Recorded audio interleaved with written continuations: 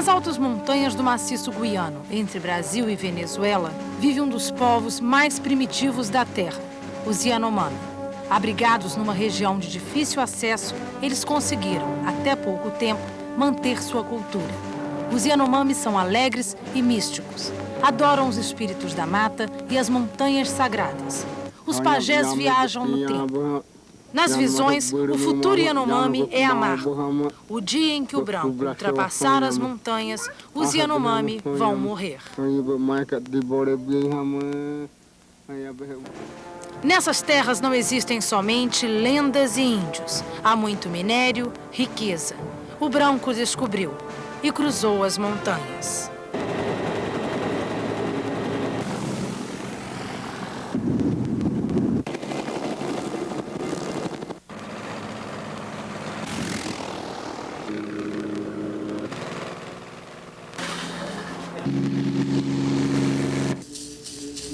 A riqueza da terra atraiu a pobreza do espírito. De 3 anos para cá, os garimpeiros chegaram em massa. A exploração do ouro e de diamantes existe na região há muito tempo, sempre em pequena escala. Mas agora, mais de 30 mil homens se espalham entre as aldeias e muitas vezes ao lado delas. Essa convivência forçada destruiu aos poucos as crenças dos índios. Para os Yanomami não é o corpo que fica doente, e sim o espírito. E quem cuida dele é o pajé. Com a chegada dos garimpeiros, vieram as doenças infecciosas, como o sarampo, a tuberculose e a hepatite. E o pajé perdeu o poder da cura. Só no ano passado, 61 Yanomami morreram com as doenças do homem branco.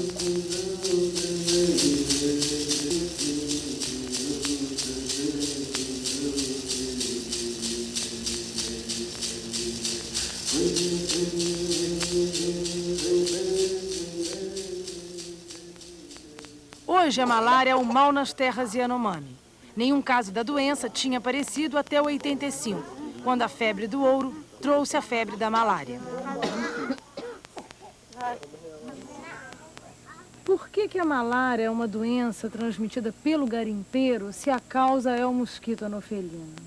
Porque quando a pessoa chega a uma localidade que vem portando malária, tendo o transmissor, daí se torna então uma cadeia de transmissão para as pessoas sãs. Quer dizer que não tinha malária nessa região? Aqui acredita que não tinha, porque o pessoal vivia sem problema de malária, né?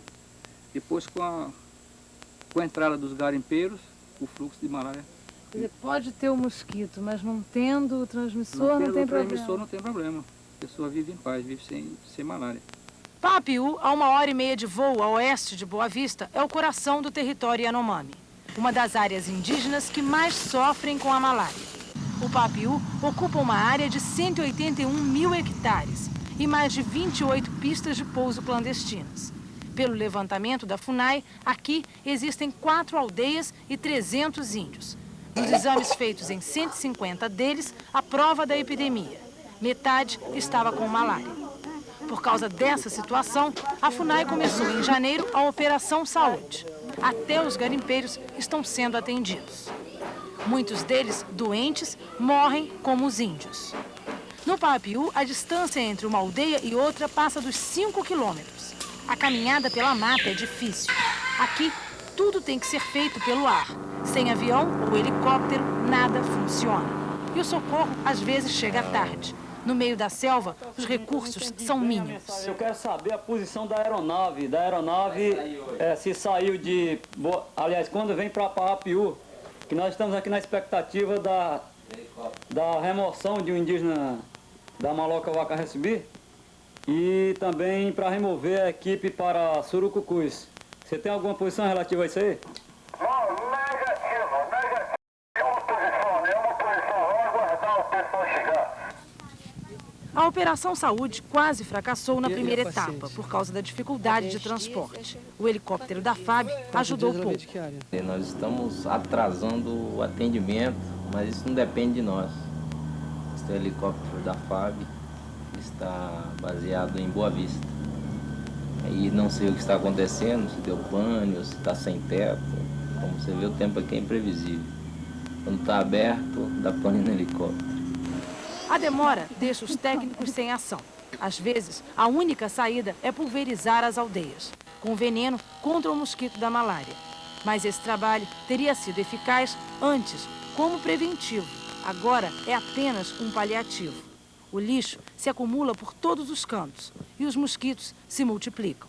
Nesta aldeia, onde está a sede da FUNAI, perto da pista de pouso dos aviões dos garimpeiros, os índios perderam muito da cultura deles. Por exemplo, os Yanomami costumam viver todos juntos em malocas, como aquela ali. Só que esta está quase caindo e eles foram obrigados a construir cabanas para cada família, o que não é comum entre eles. E para vocês verem como essa cultura está desgastada, perto das cabanas tem lata de ouro dos brancos, sacos de pacote de biscoito creme cracker e até uma latinha de cerveja. A água dos córregos é suja por causa do barro e do mercúrio, restos do garimpo. O mosquito anofelino, transmissor da malária, vive e se prolifera também em águas paradas, o que não falta por aqui. Os garimpeiros fizeram barragens, desviaram os córregos na busca do ouro, empoçando a água. Os peixes desapareceram.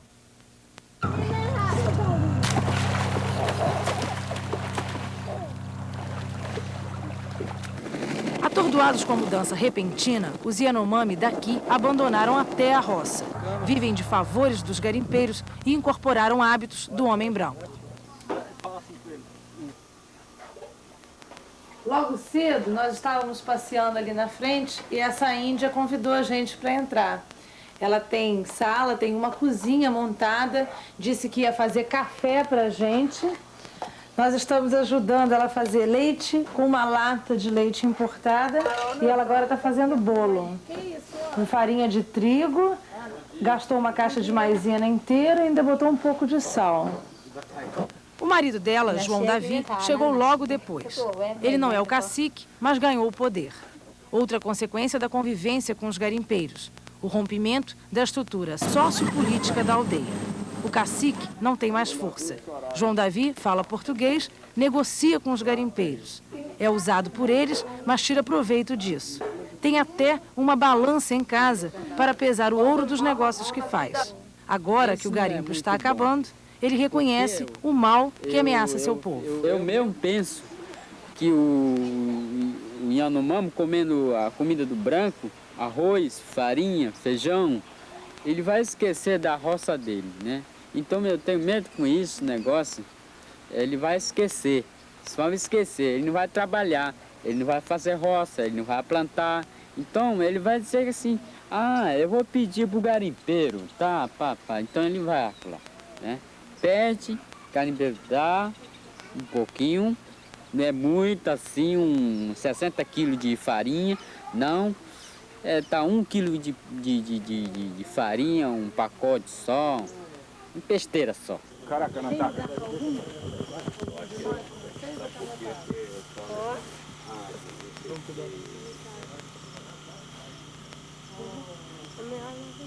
Uma dependência que destrói lentamente essa nação que conseguiu sobreviver milhares de anos sozinha. Essa índia de 16 anos está desnutrida. Ela tem 3 filhos, já teve 2 malárias.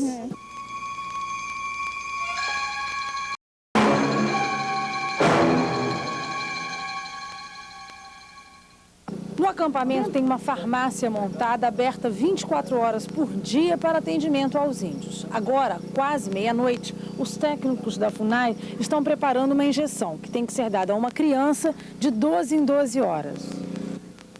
Nesta noite que nós estávamos lá, foi a vez de atender a pequena Tiara, de 1 ano e meio, com princípio de pneumonia. Ela perdeu o pai num conflito entre índios e garimpeiros. A mãe dela tinha 6 filhos. 3 já morreram de doença de Brown. Mortes que a atual Operação Saúde pretende evitar em Paapiú e outras 4 áreas da reserva indígena. Mas a malária chega até em aldeias onde o índio não está em contato direto com os garimpeiros. Um costume dos Yanomami é visitar constantemente outras malocas. Assim, sem saber, eles levam a doença de uma aldeia para outra. Nós estivemos no Baixo Demini, já no estado do Amazonas. Lá não tem garimpeiro por perto. E só até o dia 20 deste mês foram registrados 17 casos de malária entre os índios. Os nomes de João, Davi, Pedro, Elisa são nomes de brancos, dados pela FUNAI para facilitar o atendimento em casos de doença. É que os Yanomami têm nomes de bichos e, quando traduzidos para o português, ficariam macaco, tigre, porco. Então, eles pediram nomes de brancos. Como é que é, Deca, no seu controle aí?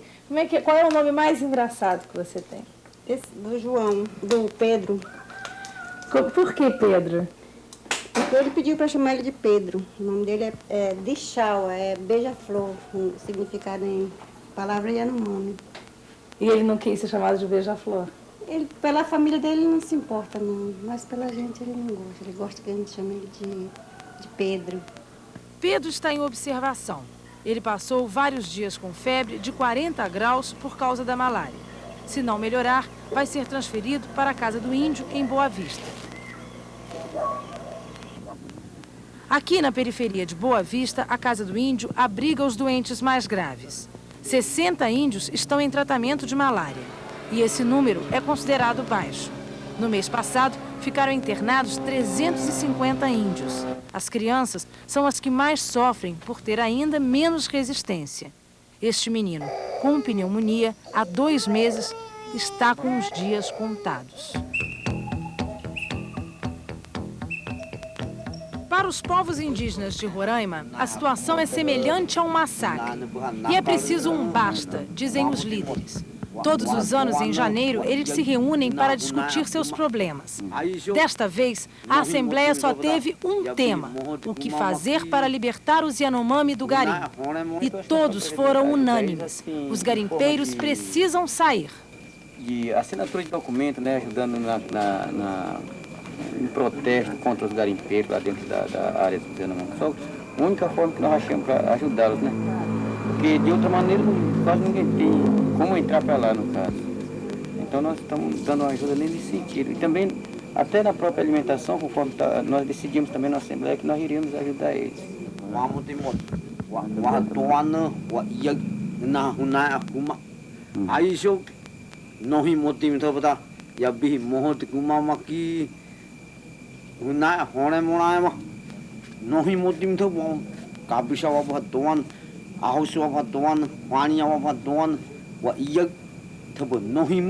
Eles não querem garimpeiros. Eles fazem muito buracos lá no mato.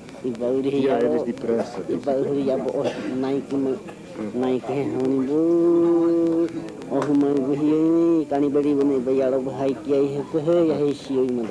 Diz que eles ficam com fome de carne, com fome de tudo, porque eles acabam com o mato, com a caça, e estão muito bravos com isso. O garimpeiro, para os índios, significa tragédia.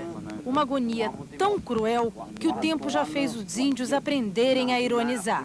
Se nós tivermos muita fome, vamos comer garimpeiro.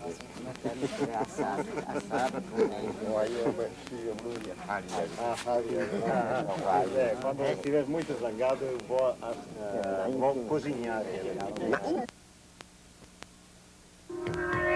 A seguir, Roraima vive do ouro, o ouro vive dos índios. A Polícia Federal ocupa os garimpos e tenta uma solução.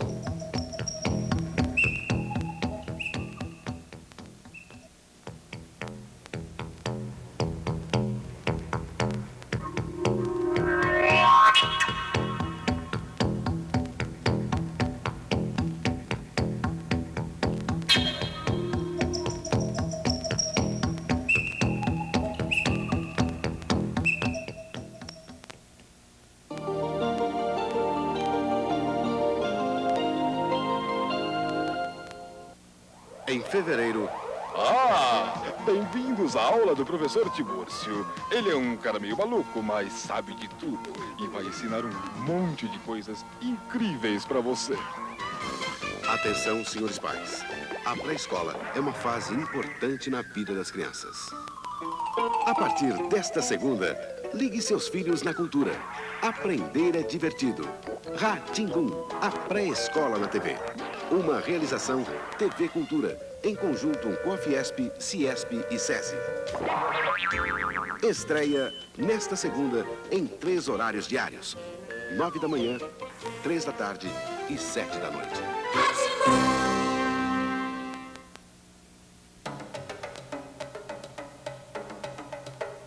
Voo e agilidade das libélulas. A asa de cristal do inseto mais admirado pelo homem. A língua certeira das pacíficas rãs. A vida de um animal muito discreto. Planeta Terra. Neste sábado, 8h30 da noite.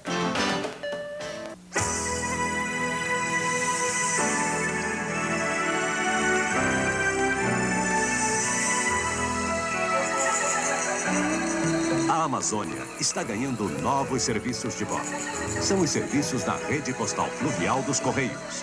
Agora, a entrega de carga postal, reembolso e encomendas será mais rápida e eficiente. Rede Postal Fluvial. Integração e regularidade estão agora no mesmo barco. Tênis exclusivo. Em Americana, Ivan Clay, Givaldo Barbosa e Otávio Della. No primeiro Campeonato Brasileiro de Tênis em quadras rápidas. A partir desta quarta, depois do Jornal da Cultura, última edição.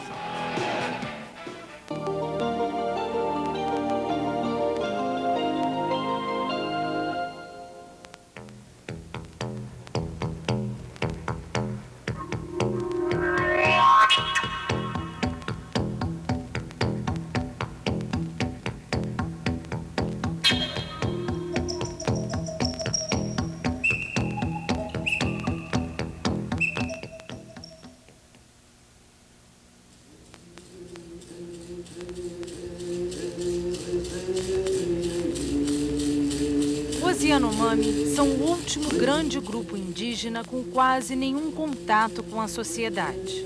Nômades, eles viviam em permanente movimento. Plantavam, colhiam e procuravam outro lugar para recomeçar o ciclo. Por isso, espalhavam-se por uma área de 9 milhões de hectares nos estados de Roraima e Amazonas.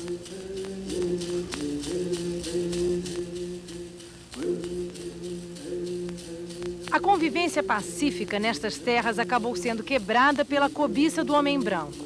O alerta foi dado há mais de 10 anos, em 1979, quando surgiu a Comissão pela Criação do Parque Yanomami. Os índios estavam ameaçados de extinção, numa briga desleal com o homem branco. Surda, silenciosa, que já havia reduzido a nação Yanomami a apenas 9 mil índios. Em março do ano passado, o governo ameaçou dar um tiro de misericórdia. O presidente José Sarney fingiu a 19 áreas isoladas das outras, 10 em Roraima e 9 no Amazonas. Os espaços vazios entre as aldeias foram considerados áreas de floresta nacional, mas poderiam ser explorados, desde que houvesse autorização do governo. A criação das 19 ilhas indígenas agravou a e mineradoras. Eles poderiam ocupar terras em torno dos índios. E os índios perderiam uma de suas principais características culturais, o nomadismo, a liberdade de andar na floresta em busca da caça e de novas terras para plantar. A justiça impediu que o genocídio fosse oficializado. Em outubro de 89, o governo permitiu os 9 milhões de hectares aos Yanomami e determinou a retirada imediata dos garimpeiros. Mas o governo é lento. Foram necessários 3 meses para que a Polícia Federal finalmente chegasse a Roraima com a Operação Selva Livre. O show começou em grande estilo. A PAI assumiu a coordenação dos trabalhos com o apoio dos agentes federais. Mobilizou-se a imprensa do país. A impressão era de que realmente os garimpeiros seriam retirados da reserva indígena. Mas o ambiente era tenso. Falava-se numa guerra civil nas florestas. O boato era que os garimpeiros estavam armados e dispostos a resistir. A Polícia Federal afirmou que estava trazendo 400 homens de todo o país. O maior número de agentes reunidos até hoje para uma operação policial. Mas, na verdade, eles trabalhavam em esquema de revezamento. 150 homens chegaram a Boa Vista. 150 homens para expulsar do mato quase 30 mil garimpeiros, numa operação onde o risco de conflito é imprevisível. É uma tarefa que colocará em as vidas dos senhores. É uma tarefa que poderá redundar em perdas humanas, como já ocorreu aqui nesse mesmo estado, quando há menos de 2 meses, lamentavelmente, numa operação semelhante, perdemos 2 colegas. 8 de janeiro, aeroporto de Boa Vista. Os passos pareciam apressados, mas a operação mais uma vez atrasou. E os garimpeiros aproveitaram. De manhã, muitos aviões decolaram cheios de comida, máquinas e combustível, coisas fundamentais no garimpo. Uma forma de ganhar mais tempo na floresta, resistindo à ação dos federais. Só à tarde, os agentes começaram a impedir que os aviões decolassem. E para se ter uma ideia de como o garimpo vive em função dessa ponte aérea, o aeroporto de Boa Vista é considerado o de maior movimento em todo o país. Os pequenos aviões fazem quase 500 voos de abastecimento por dia.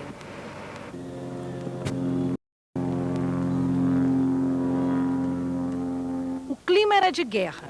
Alguns policiais foram ameaçar os pilotos com metralhadores na saída dos aviões. Mas havia uma ordem clara, precisa. Tudo deveria ser resolvido na conversa. No momento de chegar aqui em Roraima, o federal Romeu, no dia seguinte ao começo da operação, veio trazer umas decisões tomadas em Brasília de retirar os garimpos do indígena. Os garimpeiros se consideraram que não à espera. Os donos do ouro levaram quase 1.000 garimpeiros ao aeroporto e outros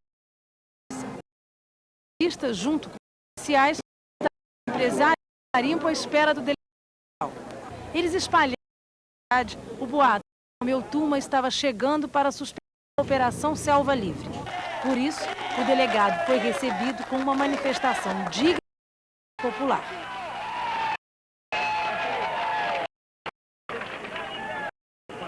A sua presença aqui como diretor-geral da Polícia Federal se fez por que exatamente? Ontem eu tive uma reunião com o ministro da Justiça, que esteve o dia inteiro conversando com o presidente e outros ministros da área, e ele determinou que eu aqui viesse para encontrar uma solução que não ferisse o interesse de ninguém e que fosse respeitada a decisão presidencial, sem trauma. E Romeu Tuma logo mostrou o que veio fazer em Boa Vista. Foi direto ao Palácio do Governo para uma reunião com representantes do garimpo e da FUNAI. Do lado de fora, continuava a pressão. Mais de 1.000 garimpeiros.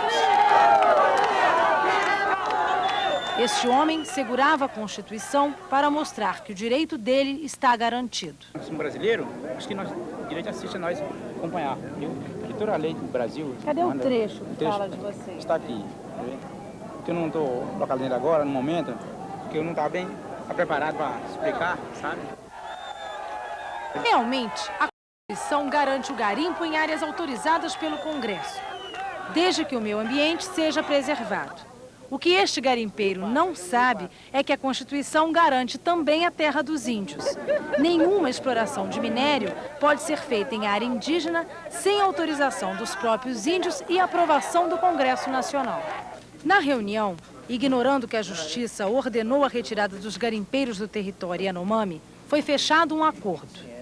Preocupado com as dimensões do conflito nas matas e cedendo a pressões dos interesses minerais, o governo tirou, na última hora, um as da manga. Essa carta era o projeto Meridiano 62, feito pelo governo de Roraima e aprovado pelo governo federal. Como presidente da FUNAI que fui, quero que a área indígena seja protegida. Tanto que no nosso projeto, as áreas indígenas são preservadas. Agora, nós queremos também criar alternativas para que os garimpeiros não sejam caçados no mato como bandidos e levados para fora de Roraima.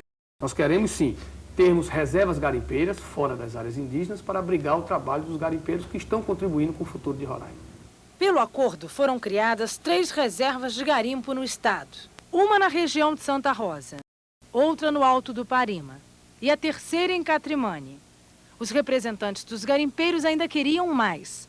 A área atrás da Serra do Surucucus, na fronteira com a Venezuela, onde bem perto fica a maior concentração de malocas da nação Yanomami. O acordo seria derrubado 2 semanas depois por novo decreto do presidente Sarney. Ele limitava a reserva garimpeira à área de Santa Rosa. Os garimpeiros não gostaram. Para eles, Santa Rosa tem pouco ouro e muita malária. Mas no dia do acordo houve festa. Era uma alegria tensa, que quase acabou em tragédia.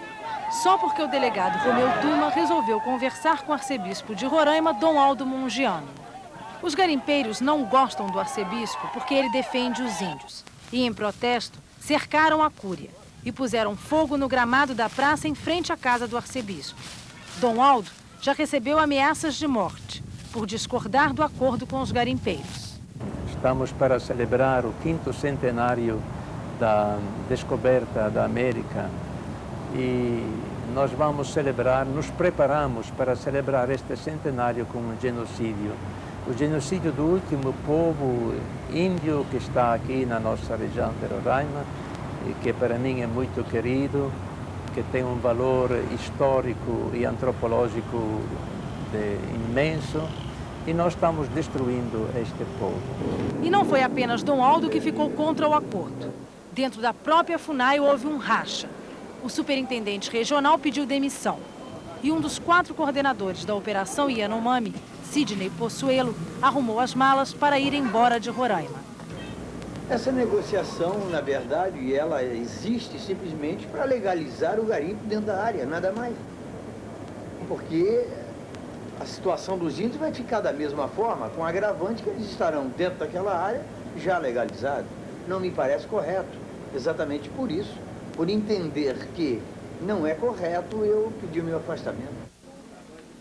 Os federais continuaram cumprindo seu papel, alheios à guerra de nervos entre garimpeiros e defensores dos índios. Bloquearam o aeroporto de Boa Vista e as pistas de pouso na periferia da cidade. Montaram acampamentos em 3 pontos estratégicos, Apiaú, Mucajaí e Caracaraí, onde há pistas de pouso para o abastecimento do garimpo. Mas este foi só o começo. Na região, existem 92 pistas de pouso reconhecidas e mais de 70 clandestinas. O segundo passo da operação foi levantar voo para avançar no território indígena e bloquear mais pistas. E a primeira foi a de Paapiú. Esse avião Slander, o modelo inglês, é o típico avião usado nos garimpos. Eles não têm banco e aqui onde nós estamos é que vão os suprimentos e combustível para as áreas do garimpo, que ficam mais ou menos a 1h e meia de voo daqui de Boa Vista. No caso, nós estamos acompanhando o diretor-geral da Polícia Federal, Romeu Tuma, que vai num helicóptero do Exército.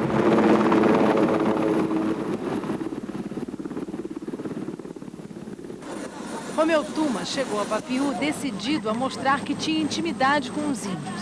Como num bom comercial de TV, levou apenas alguns segundos para posar com um índiozinho, que ficou conhecido na aldeia como Tuminha. E, claro, dar um boné da Federal. O cacique ao lado assistiu a tudo e não gostou. Na confusão da chegada do delegado, a casa que o cacique estava fazendo foi invadida. Os donos do ouro, o delegado-geral, o governador e sua esposa, participaram do desfile da entrega simbólica da pista de Paapiú. Literalmente, uma entrega simbólica, porque a pista já era da FUNAI antes de ser invadida pelos garimpeiros. Por isso mesmo, assim que a Federal saiu, tudo voltou ao normal em Paapiú. O movimento do garimpo aqui já era fraco, poucos dias antes da chegada da polícia. E os garimpeiros haviam se preparado para a encenação. Os poucos que ficaram só esperavam acabar o combustível das máquinas. Este garimpo tinha mais 4 dias de trabalho. E agora, o que você vai fazer? Pra casa. Vai abandonar tudo? Não, ir pra casa, dar um tempo. Voltar? Vou pra outro lugar. E o trabalho aqui no garimpo não é mesmo dos mais fáceis. O ouro dessas terras é granulado. São minúsculos grãos misturados à terra. Por isso, são usados os jatos d'água.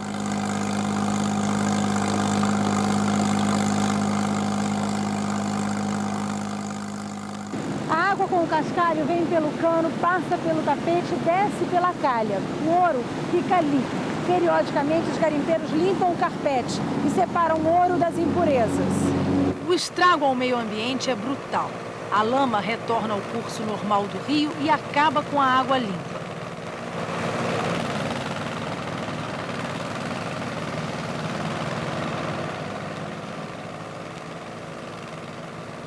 A contaminação mais grave é a do mercúrio, usado para concentrar o ouro. O garimpo mata o rio e consome a saúde dos homens. A maioria dos que trocaram a cidade pela selva vive num trabalho semi-escravo. Eles ficam até 3 meses direto na floresta. Trabalham sem nenhuma condição, descalços, sem roupa adequada e expostos a um barulho ensurdecedor. Pensou trabalhar aqui? Um pouco, mas também não foi lá essas coisas também. Deu para você tirar quanto, mais ou menos, nesses meses? Em ouro ou em dinheiro? Em ouro. Ouro vai o quê? Vai 200 gramas, 300 gramas. Normalmente, a conta que se faz aqui é de que trabalham 4 homens e uma cozinheira em cada máquina. A mulher recebe até 60 gramas de ouro por mês. Um salário de quase 30 mil cruzados novos. Além disso, muitas se prostituem com os garimpeiros, cobrando 10 gramas de ouro por relação sexual. Os garimpeiros ganham 30% do ouro encontrado. No final do mês dá para tirar quanto, em média? A final de mês vai tirar, depende do ouro, vai tirar 1 quilo, 2 quilos, 3 quilos, depende do ouro, né? Sendo ouro de quem dá pra fazer 2 quilos, 3 quilos. Quer dizer que essa região daqui é boa? É boa, a gente gosta. Mas vocês querem ir embora mesmo assim? Não, a gente só vai ser seu jeito, eu pelo menos só vou ser seu jeito, né?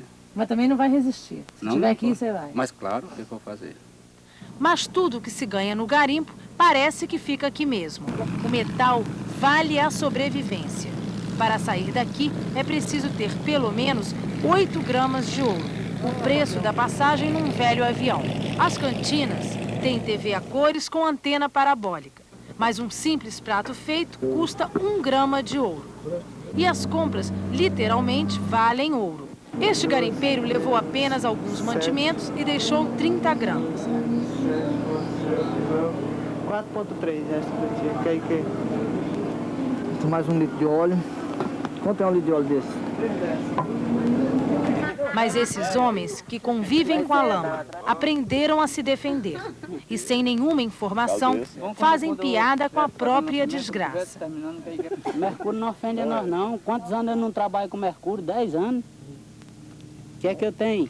A única coisa que eu sinto é isso direto. Nesses 10 anos já bebeu mercúrio direto 3 vezes. É que ninguém quer apostar. É. Só meter a mão no bolso, postou o ouro, eu tô bebendo. Quem que aposta aí com ele? Ninguém quer apostar. Não, porque se for, sinceramente... Ele não demora no organismo. É porque ele é muito pesado, na hora que bate ele... Tem que passar. É. Ele passa. Forçou qualquer coisinha, ele... É que nem uma galinha bota ovo. Dança demais. E não há consolo melhor na solidão do garimpo do que saber que tem gente com saudade. Chegando lá com o Paraíba na fofoca do Dicão. Cláudio Nice avisa que está com muita saudade e pede que você venha logo, hein? Envie uma tonelada de beijos. É muito beijos, né, Adailton? Mas com a ação da Polícia Federal, os garimpeiros preparam as malas para voltar para casa. A polícia avançou na ocupação das pistas. Tomou o Baiano Formiga, uma das áreas de maior concentração de garimpeiros na região. Não houve incidentes. Foram apreendidos alguns aparelhos de rádio amador, muita arma e munição. E teve garimpeiro que ficou abandonado no meio da selva pelos donos das máquinas. Não, ele foi embora, não mandou mais rancho, não mandou nada, todo mundo aí passando fome dentro do barraco. E já faz mais de quase 2 semanas passando fome, a gente tem condições de ficar aí. Quanto que levaram, senhor? Nós somos 60 pessoas no barraco, né? Uma faixa de 4 quilos, 4,5 kg que ele deve a nós. Quem que pegou? Foi o dono da máquina? Foi fazer os negócios lá fora, né? E Ele disse que voltava com ouro? Não, nós ficamos trabalhando, né? De repente a federal chegou e fechou, né? Aí tá sem ouro.